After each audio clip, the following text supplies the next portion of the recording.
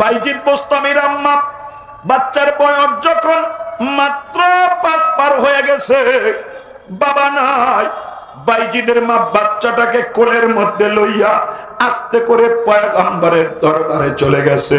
পয়গম্বর হযরতে সাহাবা পয়গম্বর আলাইহিস সালামের নায়েব আলেমের দরবারে যা বলে, ওস্তাদজি এই যে আমার ছোট্ট বাচ্চা বাইজিদ, ওর বাবা নাই, আপনার কাছে দিয়ে গেলাম, ওরে মানুষের মতো মানুষ বানান, যেন ওর হায়াতটা সুন্দর হয়ে যায়, কবরে যেন ওর নিজেও ভালো থাকতে পারে, ওর উসিলায় যেন আমরা ও কবরে জান্নাতি হয়ে যাই। হযরতে বাইজিদ মাদ্রাসায় ভর্তি হয়ে গেলেন। উস্তাদকে ডাক দেয়, উস্তাদ আমার একটু ছুটি দরকার। উস্তাদ বলে, তোমাকে ছুটি দেওয়া যাবে না। কেমনে ছুটি নিবা? তোমার মা তো বলছে কোনো ছুটির দরকার নাই। বলে, বাবা নাই, আমার মাকে দেখতে মন চায়। শেষ পর্যন্ত ওস্তাদ হাতের মধ্যে একটা কিতাব ধরায়া দিলেন, অথবা ধরেন কোরআন ধরায়া দিলেন। এই বাইজিদ, এই কিতাবটা যদি মুখস্থ করতে পারবা তাহলে তুমি শুই না লও, তোমাকে আমি ছুটি দিয়া দিব। বাইজিদকে আল্লাহ এমন বেরেন দান করছেন, কয়েকদিনের মাথায় কিতাবটা মুখস্থ করা ওস্তাদের সামনে বাইজিদ হাজির হয়ে যায়। আল্লাহ চাইলে এটা সম্ভব। আমাদের মাযহাবের ইমামে আবু হানিফা নোমান ইবনে সাবিত, হযরত ইমামে মুহাম্মদ যখন ক্লাসে বসছেন তো ডাক দেয়, মুহাম্মদ বাড়িতে যাও, হাফেজ হইয়া তারপরে মাদ্রাসায় এসো। ওনার চিন্তা হাফেজ হইতে 2 বছর লাগবো, একটু বড় হবে, দাড়ি মুছ উঠবে, তারপরে সামনে এসে বসবে। ছোট্ট বাচ্চা সামনে এসে বসছে। 7 দিন পার হয়ে যায়। হযরতে ইমামে মুহাম্মদ উস্তাদের সামনে আইসা দাঁড়াইছে, ক্লাসে বসে গেলেন। ইমামে আজম জিজ্ঞেস করে, এই মুহাম্মদ, তোরে না বললাম হাফেজ হইয়া আসবি? বলে, উস্তাদ শুধুমাত্র হাফেজ হইয়া আসি নাই, সকাল থেকে দাঁড়াইয়া গোটা কোরআন মাকে শুনাইয়া তারপরেই তো আপনার কাছে আসলাম। 7 দিনে আল্লাহ কোরআন আমাকে মুখস্থ করাইয়া দিছে। আল্লাহু আকবার। 7 দিনে হাফেজ হইয়া যায় যদি আমার আল্লাহ চায়। বাইজিদ বোস্তামি কিতাব মুখস্থ করলেন। উস্তাদকে ডাক দিয়ে বলে, উস্তাদ জি, এই যে কিতাব আপনি প্রশ্ন করেন, যদি প্রশ্নের উত্তর দিতে পারি আমাকে একটু ছুটি দিয়েন, আর যদি উত্তর দেওয়ার না হয় আপনার ছুটির দরকার নাই। বাইজিদ বোস্তামি ডাক দেয়, ওস্তাদ ছুটি দরকার। প্রশ্নে পাস করলেন, ছুটি পাইলেন, কিন্তু অনুরোধ বাইজিদ, মা তো ছুটি নিতে দেয় নাই, তুই তাড়াতাড়ি বাড়ির থেকে আসবা। বাইজিদ বলে, ওস্তাদ ঠিক আছে। বাড়ির মধ্যে যাইতে যাইতে রাত্র হয়ে যায়। দরজার মধ্যে টোকা মারছে, মা আমি আপনার বাইজিদ আইছি রে, একটু দরজা খুলে, সময় বেশি বাকি নাই, ফজরের পরে আবার ওস্তাদের দরসে হাজির হওয়া লাগবে। ভিতর থেকে মায়ের জবাব, তুমি আমার বাইজিদ না, আমি তোমার মা না। তুমি আমার বাইজিদ না, আমি তোমার মা না। বাইজিদ বলে, মা দরজা খুলো, আমি তোমার বাইজিদ। মা বলে, না না, আমি যেই বাইজিদকে পেটে রাখলাম ওই বাইজিদ তো মাদ্রাসায় ভর্তি হয়ে গেছে, ও তো হাফেজ আলেম না হইয়া মায়ের লগে দেখা করতে আইব না। বাইজিদ তুমি আমার না, এবারই তোমার না, অন্য বাড়ি চলে যাও। এইটা বাইজিদের মায়ের বাড়ি না। 10 মাস 10 দিন যেই বাইজিদকে আমি পেটের মধ্যে রাখলাম, এমন বাইজিদ না যে আমার কথা শুনবে না। এমন সন্তান আমি পেটে রাখি নাই, চইলা যাও, এই বাড়িটা তোমার না। বাইজিদ বলেন, মা দরজা খুলে দেখো, আমি তোমার বাইজিদ, একবার দেখাই চলে যাব। মা বলেন, না না, পরপুরুষের সাথে তো বাইজিদের মা দেখা করে না। বাইজিদ বুঝা ফেলাইছে এই জায়গার মধ্যে অনুরোধ করে কোনো লাভ নাই। পিছনমুখী ঘরের থেকে ফিরা মাদ্রাসা মুখী যখন রওনা দেয়, বাইজিদের মায়ের কলিজার মধ্যে মহব্বতের আগুন লেগে যায়। আস্তে করে দরজা একটু ফাঁকা করা, আর ডাক দেয়, মালিক রে, বাইজিদের বাবা নাই, আমারে দেখতে আসছে। বুকটা ফাইটা যায়, মনটা চায় ওরে একটু বুকের মধ্যে জড়াইয়া কপালের মধ্যে চুমা দিয়া মাদ্রাসায় বিদায় দেয়। কিন্তু আজকে যদি বাইজিদকে আমি আদর করতে চাই গো আল্লাহ, তাহলে আমার বাইজিদ যদি বড় হইতে পারবে না। বুকের মধ্যে পাথর বাঁধলাম, পাষাণ হয়ে গেলাম। বাইজিদ চোখের পানি মুছিয়া মাদ্রাসায় আগায়, আর মায়ের কলিজার ডাক আল্লাহর আরশের পায়া শুয়ে ভালায়। এই যুবক বন্ধু, বৃদ্ধ বাবা, পর্দার আড়ালের মায়েরা রে, এই দুনিয়ার মধ্যে কোন সন্তান নেককার হইতে পারে না যদি বাবা মায়ের দোয়া না থাকে। কথা ঠিক না বেঠিক? মায়ের দোয়া যেখানে হয়, বাবার দোয়া যেখানে হয়, মায়ের মেহনত যেখানে হয়, সন্তান নেককার হইয়া যায়, দামি হইয়া যায়। বাইজিদের মায়ের হাতটা ডাকটা আল্লাহ কবুল করে নেয়। বাইজিদ মাদ্রাসায় চলে গেলেন, দীর্ঘ 12 বছর পর্যন্ত পড়ালেখা করলেন। এর মধ্যে একদিনের জন্য বাড়ি আসা প্রয়োজন মনে করলেন না। ওস্তাদ এবার আগামীকাল বাইজিদকে পাগড়ি দিবে।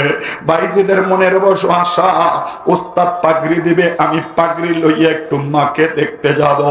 বাইজিদ যখন সামনে আগায়, সরকারে দো আলমের আশেক বাইজিদ রাতের বেলা ঘুমায়। ওস্তাদ স্বপ্নে দেখে মুহাম্মাদুর রাসূলুল্লাহ সাল্লাল্লাহু আলাইহি সাল্লাম বলতেছে, ওস্তাদ রে, সব ছাত্রের মাথায় একটা পাগড়ি পরাইবেন, আমার বাইজিদের মাথায় 2টা পাগড়ি পরাইয়া দিবা। বলে বাইজিদের জন্য 2টা পাগড়ি কেন? বলে একটা পাগড়ি দিবা ও হাফেজ আর আলেম হয়ে গেল, আর আরেকটা পাগড়ি দিবা আমার আল্লাহ রাব্বুল আলামিন মারিফাতের দরজায় ওর নাম লেখায়া ফেলাইছে। হযরতে জুনায়েদ বাগদাদী বলেন, পৃথিবীর জমিনের মধ্যে আসমানি ফিরিস্তারের মধ্যে জিবরাইল আমিন ফিরিস্তার যেই রকম দাম, ওলিদের কাতারে বাইজিদ বোস্তামির ওই রকম দাম আল্লাহ দিয়া দিছেন। বাইজিদ কথা বললে আল্লাহ শুনে, কারণটা কি? তার মায়ের দোয়া, মায়ের চেষ্টা, মায়ের ফসল। এই যুবক বন্ধু, বৃদ্ধ বাবা, বাইজিদ বোস্তামি তার জায়গার মধ্যে আস্তে চুপচাপ বসা। সকাল হয়ে গেল, পাগড়ি মাথায় পাইলেন, পাগড়িটা ওস্তাদ বলে খুইলা ফালাও। বাইজিদ বোঝায়, ওস্তাদ পাগড়িটা খুলতে চাই না, এই পাগড়ি লইয়া মায়ের কাছে যাব, মা খুশি হইয়া যাবে। ওস্তাদ বলে, বাইজিদ রে, এই পাগড়ি খুইলা ফালা, এমন পাগড়ি তোরে পরায়া দিব যেই পাগড়ি কোনো ছাত্র পায় নাই। এই যে একটা পাগড়ি তোর মাথায় দিলাম, এটা রাসূলুল্লাহর ইজাজতের পাগড়ি রে বাইজিদ, কেউ পায় নাই রে। চল চল, এই পাগড়ি পরা চলে যা। বাইজিদ বোস্তামি নবীর ইজাজতের পাগড়ি মাথার মধ্যে লইয়া বাড়ির মধ্যে চলে যায়। হায়াতের মধ্যে বাড়ি যাইয়া দরজায় টোকা মারছেন মা। মা দরজা খুলে দেয়। মা ডাক দিয়া বলে, বাবা বাইজিদ আইসনি? বলে, হ্যাঁ মা, তোমার বাইজিদ আসছে। মা দরজা খুলে দিলেন, আর ডাক দিয়া বলে, বাবা বাইজিদ রে, আয় আয়, আমার কাছে আয় রে, জলদি করে আয়। আজকের দিনের জন্যই তো বেঁচেছিলাম, আমার বড় আশা রে বাইজিদ, তোরে একবার দেখবো। অনেকদিন অসুস্থ, বিছনায় পড়ে আছি, কিন্তু কোনো অবস্থায় তোরে আমি খবর দেই নাই রে বাইজিদ, আয় বাবা আয়। বুকের মধ্যে জড়ায় বলে, বাইজিদ আসছনি? বলে, মা শুধু আসি নাই, এই যে রাসূলুল্লাহর ইজাজতের পাগড়ি নিয়ে তোমার বাইজিদ হাজির হয়ে গেছে। মা হাতটা জড়ায় বলে, বাইজিদ রে, সেই দিন প্রথম ডাকেই তো আমি তোরে চিনতে পারছিলাম, কিন্তু ওই দিন যদি আমি তোরে পরিচয় দিয়া ঘরে ঢুকাই, নবীর পাগড়ি বুঝি তোর ভাগ্যে জুটতো না রে বাইজিদ। বুকের মধ্যে পাথর বাঁধছিলাম, তোর দ্বারা দুনিয়ায় কোনো উপকার চাই না। ওয়াদা কর, হাউজে কাউসারের সামনে তোর মা যদি আটকায়া যায়, আমাকে সাইরা যাইস না। তোর হায়াত যদি সুন্দর হয়, তোর মায়ের কবর জান্নাতের বাগান হয়ে যাবে রে বাবা। এজন্য মরণটা সুন্দর করার জন্য, কবর সুন্দর করার জন্য তোর বাবা নাই, তোরে আমি মাদ্রাসা দিয়া দিলাম। বিদেশ পাঠাই নাই, টাকা দরকার, গাড়ি বাড়ি করি নাই, তুই খেদমত করবি। এই বাইজিদ, তোরে আমি জন্ম দিছি, 1 একমাত্র আখিরাতের আশায় আমি তোরে তরবিয়ত দিলাম যেন আমার কবরের জীবনটা সুন্দর হয়ে যায়। তোমার বাচ্চা জন্ম দাও, তুমি গাড়ি করবা, বাড়ি করবা, সুদ দিয়া চাকরি দিবা, বিসিএস ক্যাডার বানাইবা, আর মৌলবী চিন্তা করে আমার সন্তানটা হাফেজ আলেম বানাই যেন কবরটা সুন্দর হয়ে যায়। বাইজিদের মা ডাক দা, বাবা বাইজিদ রে একটু পানি আন, ওযু করা। ওযু করলেন, সিজদার মধ্যে পড়লেন, আর মালিকের কাছে দোয়া করে, মালিক আমি বাইজিদের মা, বাইজিদের হাতের এক গ্লাস পানিও খাইতে চাই না, দয়া করে আমাকে এখনই আপনি মরণ দিয়া দেন রে আল্লাহ। বলে কেন? বলে আমি যদি মরে যাই বাইজিদ থেকে কোনো উপকার দুনিয়ায় পাইলাম না, যদি আরো 2 বছর বাঁচি বাইজিদ কামাই করবে, আমার খেদমত করবে, সন্তানের উপকার তো দুনিয়ার মধ্যে পাইয়া গেলাম রে আল্লাহ, কিন্তু আমার মন চায় দুনিয়ার কোনো উপকার ওর থেকে নিব না, কিন্তু হাউজে কাউসারে যদি আটকায়া যায় বাইজিদের ওসিলায় যেন আল্লাহ তুমি আমার নাজাত দিয়া দাও। আজিব মায়ের আজিব দোয়া, দোয়া শেষ, বাইজিদের কাছে মায়ের কাছে আজরাইল এসে গেছে, জান কবজ হয়ে গেল। মা বলে ডাক দেয়, কিন্তু মা তো সিজদার থেকে উঠে না, গায়ের মধ্যে টাচ করছে, মা জমিনে পড়ে গেছে। বাইজিদ হাউমাউ করে কাঁদে আর বলে, মা গো আমাকে কোনো কথা বলতে দিলে না, একটু পানিও পান করাইলেন আল্লাহ, বুঝতে পারলাম না। বাইজিদের মা দুনিয়ার মানুষকে সবক দিয়া দেয়, এই দুনিয়ার মানুষেরা ভালো করে বুঝা লও, মেহেরবানি করে সামনে বাড়ো। দুনিয়ার হায়াত যদি সুন্দর হয় তাহলে মরণটা সুন্দর করতে হয়, মরণ যার সুন্দর হয় তাহলে হায়াত তার সুন্দর হয়। কথা ঠিক না বে ঠিক? এই মরণ সুন্দর করার জন্যই তো এই মাজমা। কথা ঠিক না বে ঠিক? কেন মাদ্রাসা? যুবক বন্ধু, বৃদ্ধ বাবা, ওই মরণ সুন্দর করার জন্যই তো হায়াতের নেক কাজ, তার জন্যই তো মাদ্রাসা, তার জন্যই তো এত মেহনত। ওই মেহনত যদি করতে পারো রে বাবা, তাহলেই তো তুমি দামি হয়ে যাবা। মরণ সুন্দর করার চিন্তা পৃথিবীর সব মানুষই করত।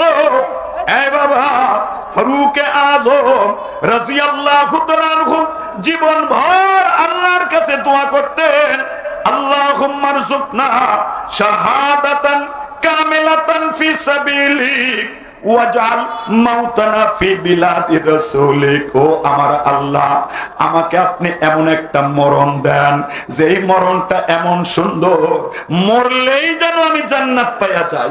এই মরণের দোয়া হযরতে ফারুক আজম সারা জীবন করতেন। সরকারে দো আলম মুহাম্মদুর রাসূলুল্লাহ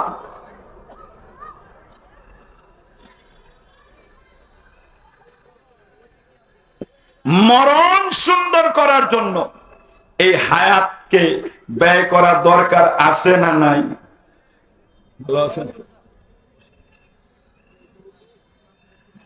মাশাআল্লাহ মাশাআল্লাহ আলহামদুলিল্লাহ। যুবক বন্ধু, বৃদ্ধ বাবা, মরণ যার সুন্দর হয় কবর তার সুন্দর হয়, হায়াত যার সুন্দর হয় কবর তার সুন্দর হয়। এজন্য পয়গম্বর বলেন, ইয়া আবা সুফিয়ান, ও আবু সুফিয়ান, তোমাকে একটা ওসিয়াত করলাম, কামা তাহাইয়ুন তামুতুন, তোমার জিন্দেগির হায়াত যেমন তোমার মরণ হবে তেমন, মরণ যেমন হাসর তেমন। মরণ যদি বাটপারের সাথে না করতে চাও তাহলে নেক কাজ বাড়ায়া করা দরকার আছে না নাই? এজন্য ফারুক আজম দোয়া করেন, আল্লাহ আল্লাহুম্মা রযুকনা শাহাদাতান কামিলাতান ফি সাবিলিক। ও আল্লাহ, আমার এমন মরণ দেন যেই মরণ শাহাদাতের মরণ। শাহাদাতের মরণ হলো এমন মরণ যে রক্ত জমিনে পড়ার আগেই আল্লাহ ডাইরেক্ট জান্নাত দান করেন। বলেন সুবহানাল্লাহ। যদি প্রয়োজন হয় তো শাহাদাতের মরণের আশাও নবী করছেন, উম্মতকেও করতে হয়। কথা ঠিক না বে ঠিক? 5 মিনিট এই ইবাদতটা আপনাদেরকে বুঝাই। স্টেজে কেউ আওয়াজ করেন না। প্রধান অতিথি আসছে, আমরা দেখেছি আপনারা চুপচাপ বসে যান, কোন মোবাইলে কথাবার্তা এখন বলেন না। যেই কথাটা আপনাদেরকে বুঝাইতে চাই, রসুল যখন মক্কায় ছিলেন তো রসুলকে আঘাত করলে রসুল কি জবাব দিছে? কথা বলে না। উটের বুড়ি চাপাইছে, নবী বদদোয়া করে নাই। এই নবী যখন মদিনায় গেলেন, আল্লাহর পক্ষ থেকে একটা আয়াত নাজেল হয়ে গেল, উদিনা লিল্লাযিনা ইউকাতালুনা বিআন্নাহুম যুলিমু। ও নবী, যারা আপনারে থাপ্পড় দিবে আপনি এদেরকে ঘুষা দিবেন, এটাও সওয়াব। বলেন সুবহানাল্লাহ। যারা আপনারা আঘাত করবে, প্রতিঘাত করেন, সওয়াব। রসুল বলে, আল্লাহ সারা দুনিয়া একদিক আর আমি হইলাম মাত্র 313 জন, কেমনে কি করব? বলে আপনি আগায়া যান, ওয়া ইন্নাল্লাহা আলা নাসরিহিম লাকাদির, আমি আল্লাহই আপনার জন্য যথেষ্ট। সুবহানাল্লাহ কইবেন না? এই জন্য বান্দার শক্তি যেখানে শেষ হয়, আল্লাহর শক্তি সেই জায়গায় শুরু হয়। কোন জালেম চূড়ান্ত জুলুম যখন করতে থাকে তো আল্লাহর পক্ষ থেকে যে আযাব আসে, ওই আযাবের মোকাবেলা করার সুযোগ কোনোদিন কোন জালেমের থাকে না। কথা ঠিক না ঠিক?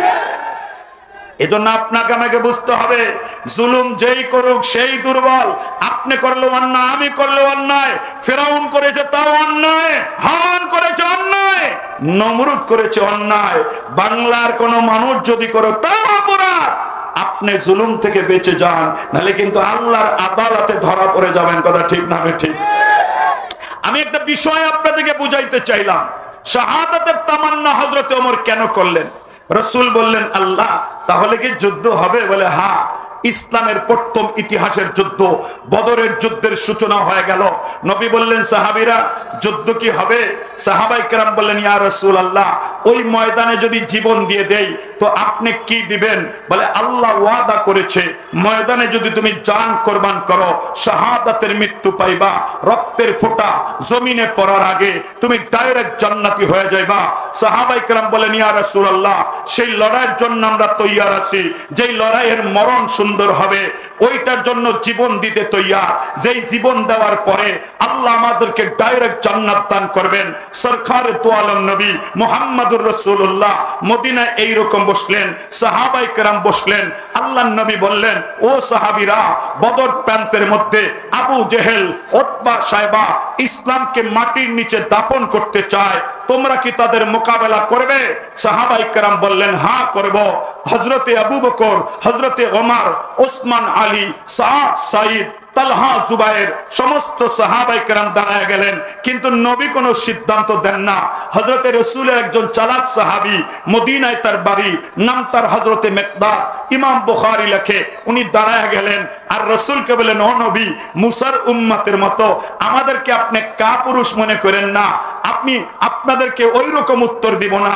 মুসার উম্মতকে আল্লাহর পক্ষ থেকে কোরআন বলে, একবার আল্লাহ বলেছিলেন, মুসা যাও লড়াই করো, কওমে আমালাকাকে পরাজিত করো, বাইতুল মাকদাস মুক্ত করো। মুসার উম্মত হযরতে মুসাকে জবাব দিলেন, ইযহাব আনতা ওয়া রাব্বুকা ফাকাতিলা ইন্না হাহুনা কায়েদুন, তুমি আর তোমার খোদাই যায় যুদ্ধ করো, এই মারামারির মধ্যে মুসা আমরা নাই, যদি বিজয় হয় আমরা যাব। সরকারে দু আলম নবীরা আসে। হযরতে মিকদাদ বললেন, ইয়া রাসূলুল্লাহ, আপনি যদি বলেন শুধুমাত্র আপনাকে ওই রকম উত্তর দিব না, বল নাহনু নুকাতিলু আমামাকা ওয়া খালফাকা ওয়া ইয়ামিনিকা ওয়া শিমালিকা ফাআশরাকা ওয়াজহু রাসূলিল্লাহ সাল্লাল্লাহু আলাইহি ওয়াসাল্লাম। পয়গম্বর বললেন, এই মিকদাদ কি বললে? বলে আপনি যদি বলেন আপনার সামনে লড়াই করব, বামে করব, ডানে করব, পিছনে করব। হযরত ইমাম বুখারী লেখেন, এই বক্তব্য শুনে ফাআশরাকা ওয়াজহু রাসূলিল্লাহ সাল্লাল্লাহু আলাইহি ওয়াসাল্লাম, নবীর চেহারা আলোকিত হয়ে গেল, উজ্জ্বল হয়ে গেল, চেহারায় হাস্যাক বাঁচা চলে আসলো।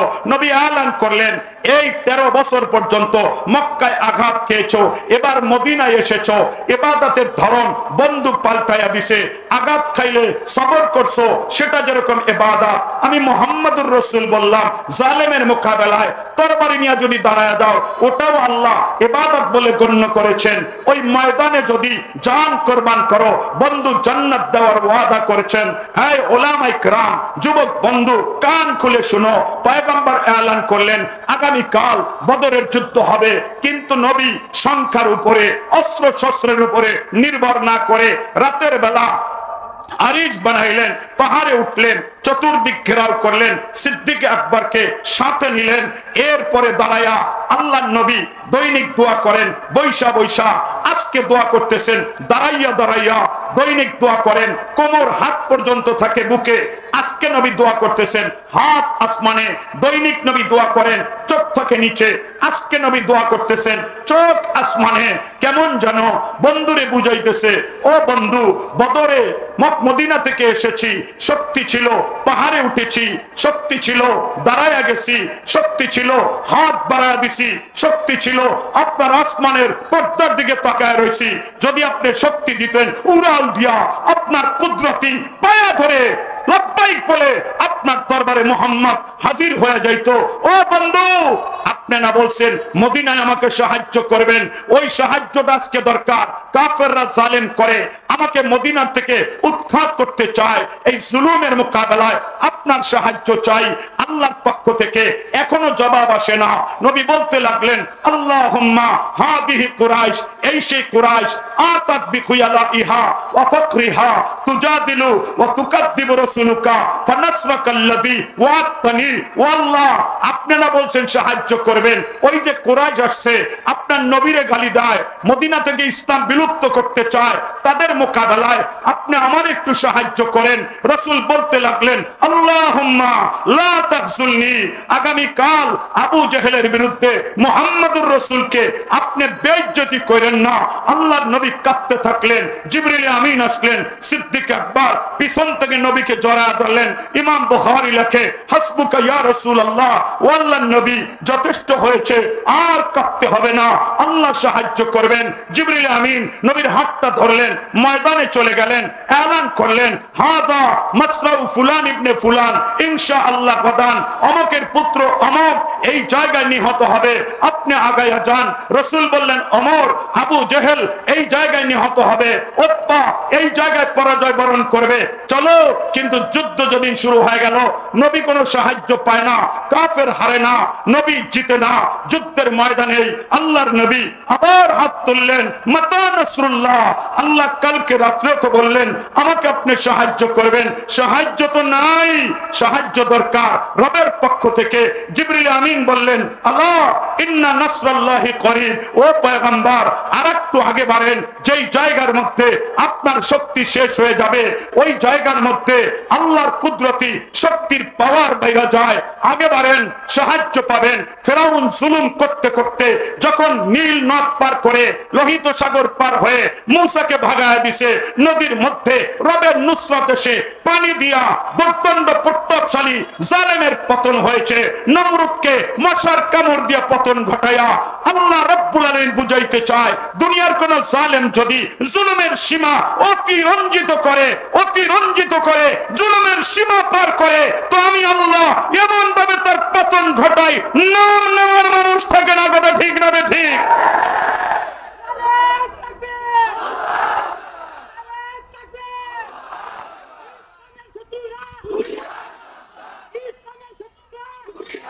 যুবক বন্ধু, আপনাদেরকে বলতে চাই, ঈমান আর ইসলামের বিপক্ষে দাঁড়ায় আর ফেরাউন টিকে নাই, হামান টিকে নাই, নমরুদ টিকে নাই, ইস্ট ইন্ডিয়া কোম্পানি ভারতে টিকে নাই, রাশিয়ার মতো সুপার পাওয়ার আফগানে টিকে নাই, বাংলাদেশেও কোন ইসলাম বিরোধী শক্তি টিকবে না। রব সাহায্য করবেন। যে দেশের 95% মানুষ মুসলমান, ওই দেশের মধ্যে রাম রাজ্য কায়েম হবে না। ওটা মুসলমানের ভূমি। রব সাহায্য করবেন। সাহায্যের জন্য কিচ্ছু লাগে না, রবের সাথে ভাব লাগে, আর তোমার যা কিছু আছে তাই নিয়ে ময়দানে আসন লাগে।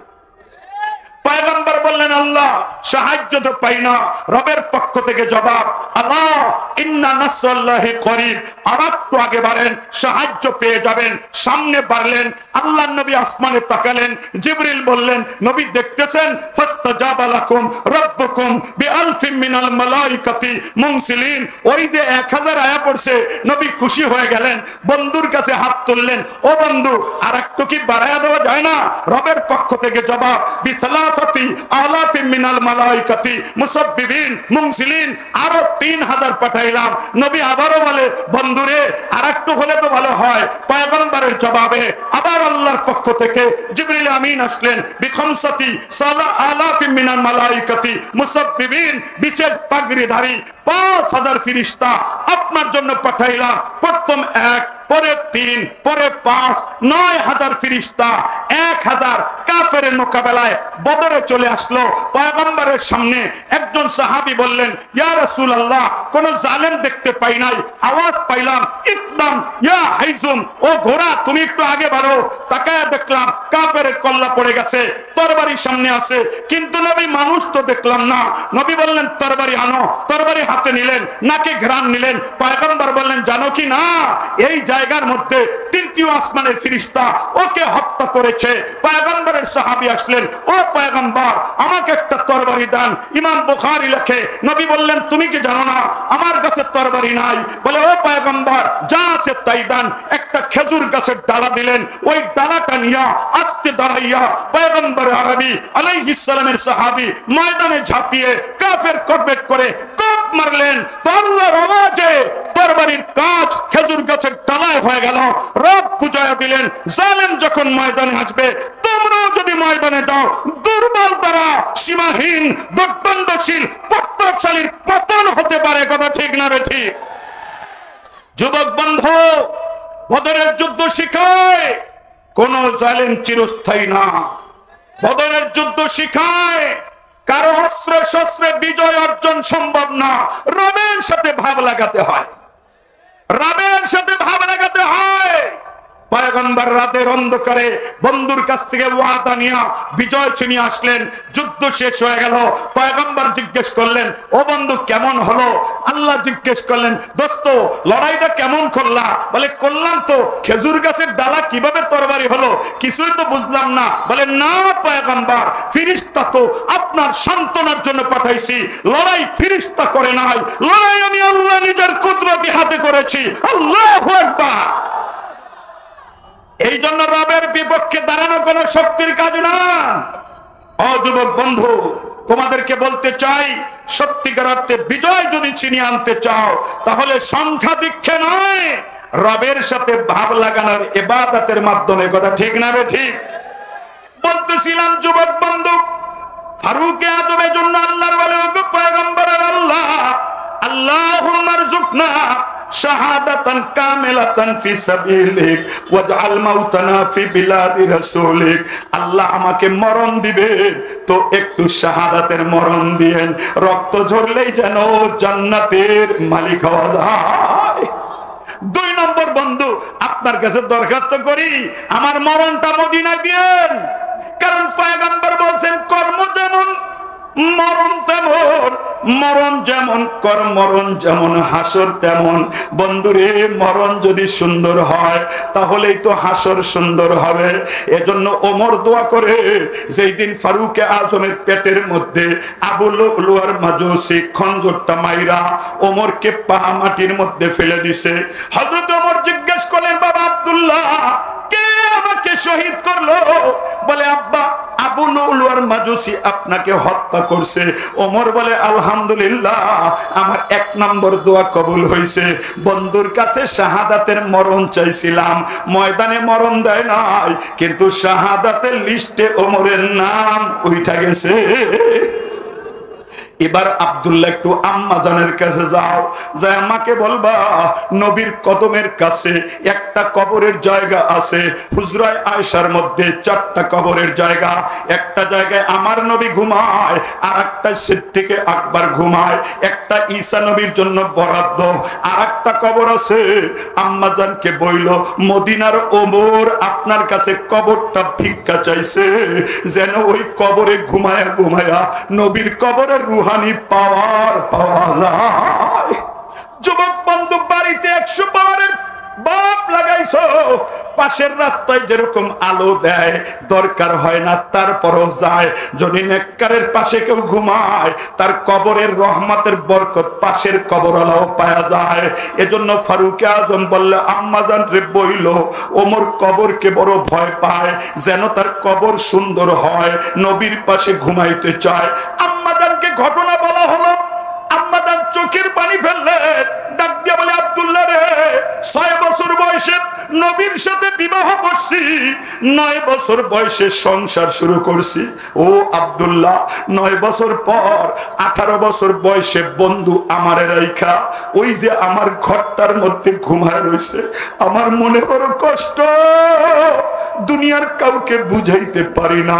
বন্ধুরে রাইখা আমি দুনিয়ার মধ্যে আছি, আমার মনের বড় আশা, এই ঘরটা তো বন্ধু আমার নামে বরাদ্দ দিছেন, নবীর কাছে আমি একটু ঘুমাইব। কিন্তু তোমার বাবার দুনিয়ার জীবনের কর্ম এমন সুন্দর, আজকে আমি বুঝে ফেলাইছি ওই কর্মের কারণে এই কবরটার মধ্যে ঘুমানোর উপযুক্ত আমি আয়েশা না, এই কবর তোমার বাবার এই উপযুক্ত। কারণ পয়গম্বর বলছেন কর্ম যেমন মরণ তেমন। জীবনভর নবীর সাথে তাল মিলাইয়া দিনের কাজ করছে, কাজে নবীর পাশে ঘুমানোর উপযুক্ত আমি আয়েশা না, তোমার বাবাই। বাবারে দাফন করাও। হযরতে ওমরকে যখন দাফন সারলেন, হযরতে আলী মুর্তাজা দাঁড়াইয়া বললেন আব্দুল্লাহ এদিকে আয়, শুইনাল্লাহ আমি জানতাম এই জায়গার মধ্যে আম্মাজান আয়েশা ঘুমাবে না, আমি এই ঘুমাবো কেমনে জানতেন? বলে বহুদিন আমি নবীরে দেখছি আবু বকরের ডান হাতটা ধরতেন, ওমরের হাতটা ধরতেন, তারপরে নবী বলতেন দাখালতু আনা ওয়া আবা বকর ওয়া ওমর, খরাজতু আনা ওয়া আবা বকর ওয়া ওমর, আমি আর ওমর আর আবু বকর একসাথে কবরে ঘুমাইব। বন্ধু যখন সিংহায় ফুট দেওয়ার অর্ডার দিবে আমরা 3 জন একসাথে উঠব। ওই দিন থেকে জানতাম এই কবরের মধ্যে আব্দুল্লাহ তোমার বাবা ছাড়া আর কেউ ঘুমাবে না। ও বাবা, হযরতে ওমর মেসেজ দিয়া যায়, কর্ম সুন্দর করো মরণ সুন্দর হয়, যার মরণ সুন্দর হয় তার কবর সুন্দর হয়।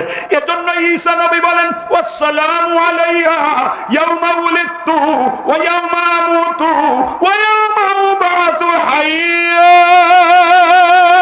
ও বন্ধু আমার, জন্ম সুন্দর দিছেন, হাসপাতাল লাগে নাই, সাহায্য লাগে নাই, এবার আপনার কাছে দরখাস্ত আমার মরণ সুন্দর দেন, যেন আমার হাসর সুন্দর হয়। এই মর্মে পয়গম্বর বলেন তামুতুন কামা তাহইয়ুন, জীবন যেরকম কর্ম করবা মরণটা তোমার অমন হবে। মরণ অতবাসুনা কামা তামুতুন, কর্ম যেমন মরণ তেমন, মরণ যেমন হাসর তেমন। মরণ যদি ইমানের হয় কবরটা জান্নাতের বাগান হয়, মরণ যদি ইমানের হয় কবরে আল্লাহ জান্নাতের রাস্তা বানায়া দেয়, পলসিরা চওড়া করে দেয়, আমলনামা ডান হাতে দেয়, নবীর হাউজে কাউসার ভিক্ষা পায়, আল্লাহর জান্নাতের মালিক হয়ে যায়। আর যদি কারো মরণ খারাপ হয়ে যায় ওর কবরটা জাহান্নামের টুকরা হয়ে যায়, 99 সাপের কামড়ে গর্তে ঢুইকা যায়, আযাব এখানেই শুরু হয়ে যায়। পলসিরাত পার হইতে যাইয়া ওখানে কাইটা জমিনের মধ্যে পইরা যায়, আর জাহান্নাম থেকে উঠতে পারে না, নবীরে চিনে না, সুপারিশ পায় না। এজন্য পয়গম্বর বলেন তোমরা জন্মের আগ থেকে আল্লাহর কাছে দোয়া করবা, আল্লাহ আমার বাচ্চাটা সুন্দর বানান, হাসপাতাল নিয়েন না, সিজার করাইয়েন না, রবের কাছ থেকে পাস করাইবা, জন্মের পরে কানে আযান দিবা, সুন্দর নাম রাখবা, আর আকিকা করাইয়া আল্লাহর জিম্মাদারিতে বাচ্চা দিয়া দিবা, কোরআন হাদিস শিখাইবা, মরণ সুন্দর করার চেষ্টা সে করবে। তো তুমি যে চেষ্টা করলা কবরে যাওয়ার পরে সন্তানের আমলের ওসিলায় তোমার কবরও আল্লাহ জান্নাতের বাগান বানায় দেয়। এই জন্যই হায়াতে কর্ম সুন্দর করার চিন্তা আমাদের আছে তো ইনশাআল্লাহ। এজন্য স্কুল কলেজ ইউনিভার্সিটি আমরা বন্ধ করতে বলি না। আমাদের দাবি হাতিবাড়া এই নুরানি মাদ্রাসা, হেফজখানা মাদ্রাসা, ছেলেদেরকে 3 বছর পড়ান, পড়ানোর পরে সে ইংলিশ শিখবে, বাংলা শিখবে, আরবি শিখবে। ওই শিখার পরে যখন কবরে যাইব, এই যে কোরআন পড়লো এই কোরআনের উসিলায় আল্লাহ শুধু ওরে মাফ করবে না, আপনার কবর আল্লাহ জান্নাতের বাগান বানায় দিবে। এই জন্য বাইজিদ বোস্তামির মায়ের মতো নিজের সন্তানকে আখিরাত মুখী করতে আমরা চাই ইনশাআল্লাহ। কারা কারা চাই? দুই হাত তুলে আল্লাহু আকবার, আওয়াজ দিয়ে বলি আল্লাহু আকবার। আল্লাহ যেন আমাদের হায়াতকে কবুল করেন। এই যুবক, হারাম খায়ও না, মদ খায়ও না, ইয়াবা খায়ও না। মদের ব্যবসা হারাম, ইয়াবা হারাম, যে বিক্রি করে হারাম, যার দোকানে পাওয়া যাবে হারাম, যেই দোকানে মদ বিক্রি করে ঠিকানা বইলা দেওয়া হারাম। কাজে ওই কামাই কইরা জীবন যদি চালাও, মদ খাইতে খাইতে কিন্তু মরবা। এখান থেকে আর কেউ বাঁচাইতে পারবে না। নবী বলছেন কর্ম যেমন মরণ তেমন। আর জিকির করতে থাকো, নামাজ পড়তে থাকো, ভালো কাম করতে থাকো, তো আল্লাহ ভালো কাম করতে করতে তোমার মরণ দেবে। এজন্য অন্যায় করো না, মালিকরে ফাঁকি দিয়া খামাকা পয়সা লইও না। আর মালিক যারা আছেন ওরা কর্মচারী ঠকায়েন না। ওই ঠকানের সিগনেচার করবেন, দেখবেন ঘুমের তো উঠতে পারবেন না। কথা ঠিক না? ঠিক। খুব বুঝে লইয়েন। আমার খুব কাছের লোক, হঠাৎ করে শুনি নাই কেমনে মরলো। হুজুর ওই যে গত কয়েকটা নির্বাচন হইলো, এই নির্বাচনের দিন হুজুর রাত্রে মরে গেছে। কেমনে? বেশি করে মদ খাইছিল, সকালে আর ঘুমের তো উঠে নাই। মদ খাইছে তো মদ খাইয়া মরণ। আবার কত মানুষ আছে সুবহানাল্লাহ জিকির করে মানে, এই যুবক, ও ভাইরা, কানের মধ্যে যে হেডফোনটা লইয়া ঘুমাও, সকালে ঘুমেরটা উঠতেও পারো না উঠতে পারো। এই জন্য নিজের কর্ম শুনন করার জন্য জেনারেশন সুন্দর করার চেষ্টা করবো ইনশাআল্লাহ। কারা কারা দুই হাত তুলে আল্লাহু আকবার। তোমার ছেলে, তোমার মেয়ে, তোমার গোষ্ঠীর লোকটাকে প্রথম টার্গেট আল্লাহর সাথে পরিচয় করাইবা। এরপরে তুমি স্কুলে পড়াও, ভার্সিটিতে পড়াও, রাজনীতিবিদ বানাও। এদেশের বহু রাজনীতিবিদ আছে ইসলামের বিরুদ্ধে কথা কোনোদিন বলে না। কথা ঠিক না ঠিক? কারণ তাদের মায়ের আদর্শের শিক্ষা, ইসলামের বিপক্ষে দাঁড়ানো যাবে না। আর কতজন আছে টুপি মাথায় দেখলেই গায়ে খালি চুলকায়, আছে না নাই? এই জন্য আপনার সন্তান যদি বাল্যকালে ঈমান আর ইসলামের শিক্ষা দেন, তাহলে ওই ছেলে ইসলামের বিরুদ্ধে কোনো বিল পাস করবে না, হারামে সিগনেচার করবে না, অপরাধীর সাহায্যকারী হবে না। এজন্য সুন্দর দেশ যদি করতে চান, তাহলে জেনারেশন সুন্দর করা দরকার। সেটা স্কুল, কলেজ, ভার্সিটিতে করে না আমরা তা বলি না, কিন্তু এক নম্বরের জেনারেশন যারা রবের সাথে বান্দার পরিচয় করায়া দেয়, এইটা উলামায়ে কেরাম ছাড়া আর কেউ নাই। যারা তোমাকে টাকা দেয় না, পয়সা দেয় না, উপকার করে না, কিন্তু তোমার সন্তানটাকে ঘরের থেকে এনে কোরআন পড়ায়া, আল্লাহ ওয়ালা বানায়া, হাফেজ বানায়া, মাওলানা বানায়া জান্নাতের রাস্তা খুলে দেয়, এই দরদি জেনারেশন উলামায়ে কেরাম ছাড়া কেউ নাই। আপনি যেরকম রাজনীতি বুঝেন আমরাও বুঝি। আপনি যতটুকু জোরে কথা বলতে পারেন তার চেয়ে জোরে আমরাও বলতে পারি। আপনি যতটা আঘাত করতে পারেন গায়ে এখনো সেই পাওয়ার আছে, আমরাও পারি। আপনি যদি এখানে মাহফিলের দিন 10,000 টাকা ইনকাম করতে পারেন, উলামায়ে কেরাম পারে। কেন তারা মসজিদে 10,000 বেতনে চাকরি করে? এর কারণ নবী যখন দুনিয়ার থেকে চলে গেছেন, নবী বলে, এই উলামা, আল উলামাউ ওয়ারাসাতুল আম্বিয়া, তোদের কাজ আমার কাজ। আমি মৃত্যুর আগ পর্যন্ত উম্মতকে নেককার বানানোর ফিকির করেছি, তোমরাও মৃত্যুর আগ পর্যন্ত উম্মতকে নেককার বানানোর ফিকির করবা। যেই আলেম যত বেশি উম্মতের নেককার বানানোর ফিকির করবে, কিয়ামতের ময়দানে ওই আলেমের মর্যাদা আল্লাহর কাছে অত বাইরে যাবে। আপনারা মনে করেন মৌলবীরা বলো, কিছু বুঝে না, তসবিহ পড়ে আর ঘুমায়। কেন ঘুমায় বুঝেন? হায়াত 60 বছর, বাড়বো না, 90 বাড়বো না, শেষ।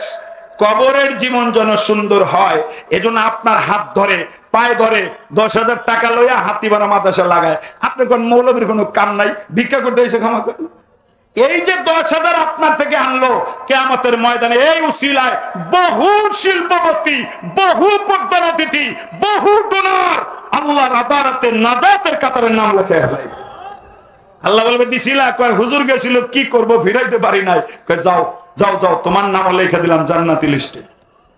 কথা বুঝেন না? বুঝেন না? দুনিয়ায় যেরকম এখন দেখলেন না বাসি ফুদিয়া প্রধান অতিথিরা আনলো, দেখলেন না? কিয়ামতের ময়দানটা এরকম। আমি একদিন মালিবাগ অফিসে গেছি, এডিশনাল আইজিপি, একটু দেখা করার দরকার, দেশের অবস্থাটা ভালো না। মৌলভী গোবার খুব টার্গেট, তো গেছি যায় দেখি যে হেতের নামটা আছে মাত্র, আমি ভিতরে আর পিছিয়ে পিছিয়ে আগেও গেছি কয়েকবার।